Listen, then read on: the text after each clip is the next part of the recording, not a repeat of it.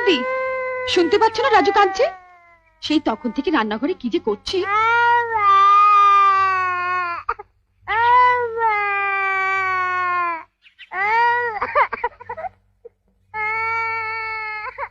ও বর্দি, এক মা হয়েছে, ছেলের দিকে যদি এতটুকু নজর দেয়।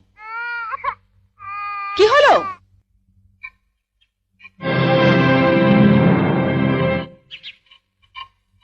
আজকে তো আমাদের বাড়িতে পুঁটি মাছ আসেনি। এই পুঁটি মাছ এলো কোত্থেকে? লতিকাদের বাড়িতে আজ কাজের মেয়েটা আসেনি, ওগুলো কাটতে দিয়ে গেছে।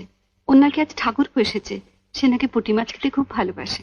এদিকে তোমার অসুস্থ ছেলে খিদের জ্বালায় কাঁদছে, আর তুমি লতুর ঠাকুরপোকে পুঁটি মাছ খাওয়ানোর জন্য। সব কথাতে এভাবে হেসো না তো। ওঠো ওঠো বলছি। তুই তো লতুকে চিনিস, এসে যদি দেখে মাছ কাটা হয়নি। সে আমি বুঝবো, তুমি হাত ধুয়ে ছেলের কাছে যাও। না ছোট, আমি কেটেই যাব।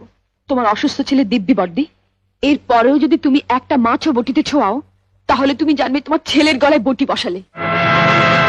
এ তুই কি দিবি দিলি ছোট? ওঠো ওঠো বলছি।